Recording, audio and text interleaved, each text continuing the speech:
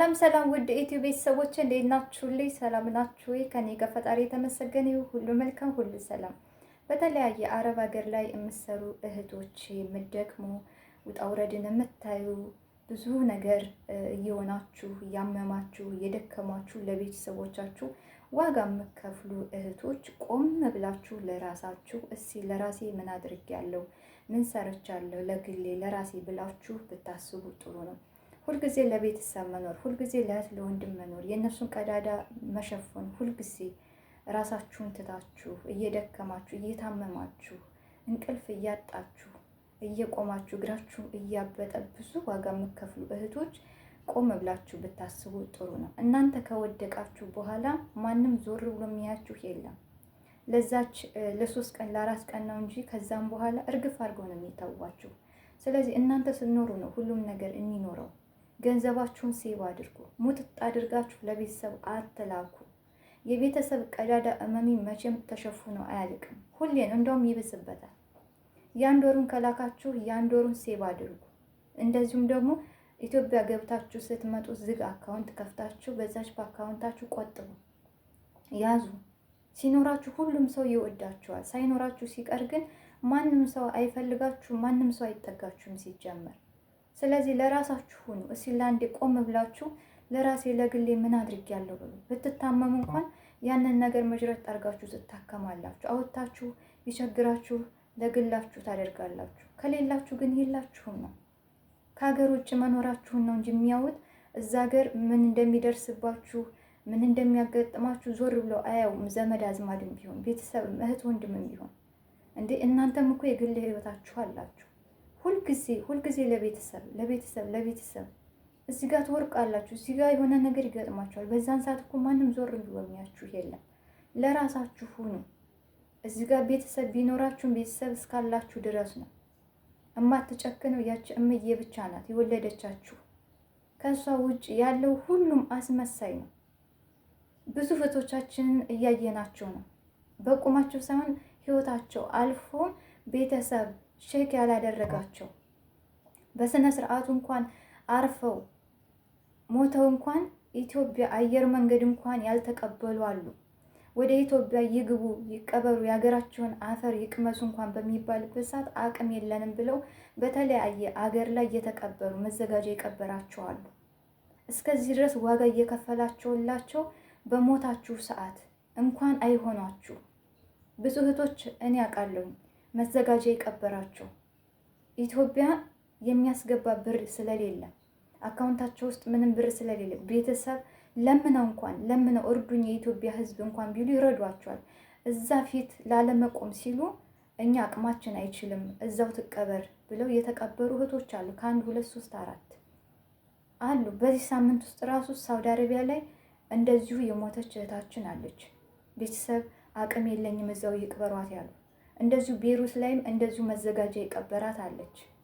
ብዙ እህቶች አሉ። ስለዚህ ቆም ብላችሁ እህቶቼ ሳትቀደሙ ህይወትን መቅደም አለባችሁ። አስቡ።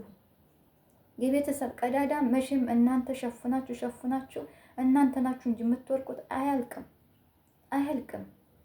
እናንተ ውጪ አለች ልጄ ነው እንጂ የምትባሉት እዚህ ሀገር ምን እንደሚገጥማችሁ እንዴት እየሰራችሁ እንደምታገኙት ገንዘቡን ራሱ እነሱ አንደርስታንድ አያደርጉ። ስለዚህ ራሳችሁን ጠብቁ። እስከምትወርቁ ድረስ እስከምትታመሙ ድረስ አትድረሱ።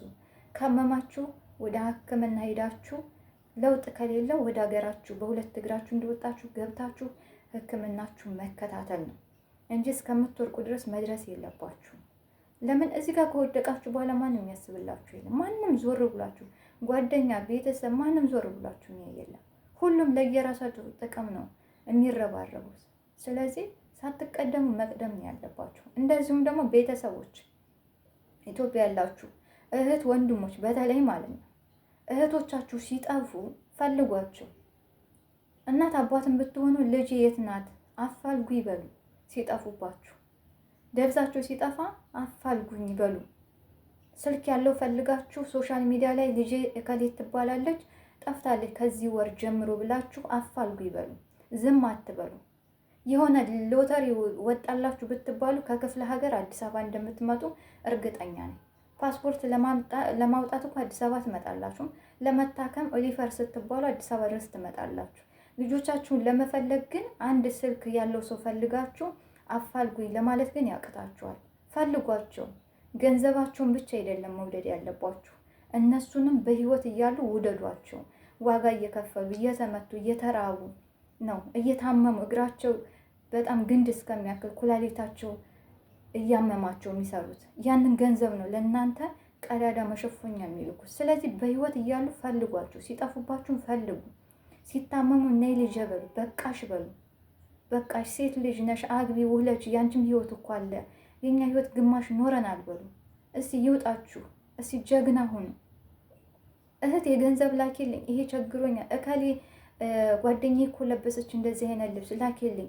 እዚህ እኮ የሆነ የሾላ ዛፍ አይደለም ሸምጠጥ ሸምጠጥ አድርጋ የምትልከው። እንዲቆም ብላችሁ አስቡ እንጂ ጋይስ፣ እንዴ ምን እየሆናችሁ ነው?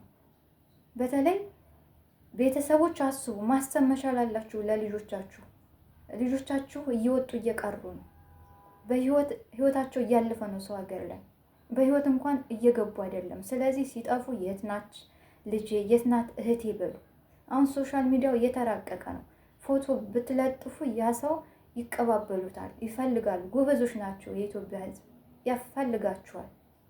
ብቻ የሆነ ብር ስትልክ አይደለም ፈገግ ብላችሁ የምትቀበሉ። ስጠፋም ፈልጉ እንዴ። ብራችሁን ደግሞ አትክዱ። እህት ወንድሞች የምትከዱ አላችሁ፣ የበላችሁትን ብር የምትከዱ። እሰጥሻለሁ ብላችሁ ወስዳችሁ አረ ጭራሹን እኔ ያልሰጠችኝ የምትሉ አሉ።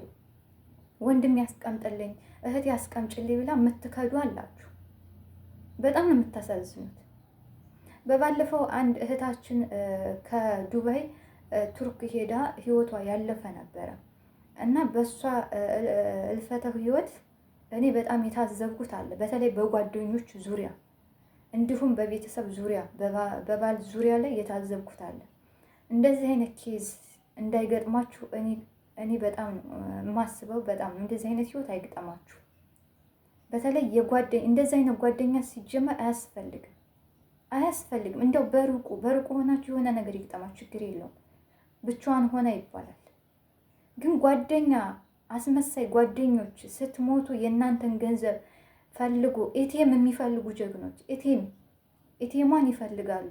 እንደነኛ አይነት ጓደኞች ምን አይነት ጓደኞች ናቸው? እዚህ ጋር አስከሬኗ ቁጭ ብሎ አሰሪዎችም በጎን ሄደው ከባል ጋር ተሞዳምዶ ገንዘብ መቀበል ነውር ነው።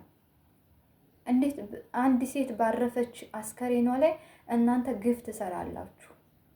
እንደዚህ አጸያፊ ነገር እንዴት ትሰራላችሁ? በጎን ሄዳችሁ ብር ትቀበላላችሁ።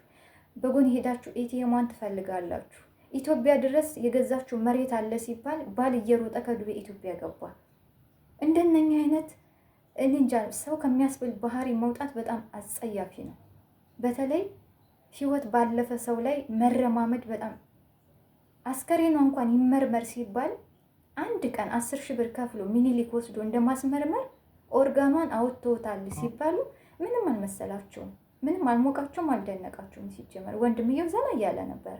እንደነኛ አይነት ታዲያ ምን ይባላሉ?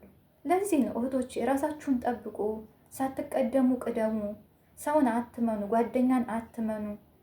በቃ ለራሳችሁ ይኑራችሁ፣ ትንሽ ነገር ይኑራችሁ። ከወርወር የምታገኙትን ለቤተሰብ እናንተ የሆነ ድፍት ያላችሁለት ማንም ዞር ብሎ የሚያችሁ የለም። ያዙ፣ ይኑራችሁ። ገንዘባችሁን ጥብቅ አድርጋችሁ ያዙ። ዝግ አካውንት ከፍታችሁ ነው አካውንታችሁ ውስጥ ክተቱ። በቃ ከወርወር ራሱ መላክ የለባችሁም እንዴ። የሆነ ችግር ሲደርስባቸው ላኩላቸው። ከዛ በስተቀር ደግሞ አትላኩ። እህት ወንድምም ቢሆኑ ይስሩ። በቃ እግር እጅ ያላችሁ አይደለ? ወጣ ብለው ተፍ ይበሉ ለራሳቸው ህይወትም ሲሉ።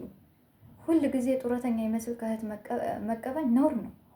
አታስለምዷቸው። አንዳንድ ጊዜ እናንተ ናችሁ እህት ወንድሞችም ወጥተው እንዳይሰሩ አክቲቭ እንዳይሆኑ በቃ በራሳቸው ኮንፊደንስ እንዳይኖራቸው የምታደርጉት እናንተ ናችሁ። በቃ ኪሳቸው ባዶ እንዳይሆን፣ እጃቸው ባዶ እንዳይሆን የሚይዙት ስልክ እኮ ተዉት። እናንተ እንኳን ይዛችሁት አታውቁም በጭራሽ። ስለዚህ ራሳችሁን ጠብቁ። ሳትቀደሙ ቅደሙ ነው በቃ። ሁል ጊዜ ይነገራችኋል። በተለይ በአሁኑ አመት ብዙ እህቶቻችን ህይወታቸው ያለፋለ፣ የታመማሉ፣ ሐኪም ቤት የገቧሉ። ስለዚህ ጥንቃቄ አድርጉ። ራሳችሁን ጠብቁ፣ ምግባችሁን አስተካክሉ። በቃ በተቻላችሁ መጠን በቃ ከፈጣሪ በታች ራሳችሁን ጠብቁ። ቪዲዮ ያስተምራል፣ ይጠቅማል ካላችሁ ለሌሎች ሼር እያደረጋችሁ ሀሳባችሁን አካፍሉ። በሌላ ቪዲዮ እስከምንገናኝ ድረስ እኔንም እናንተን በያለንበት ቸር ያቆየን። መልካም ጊዜ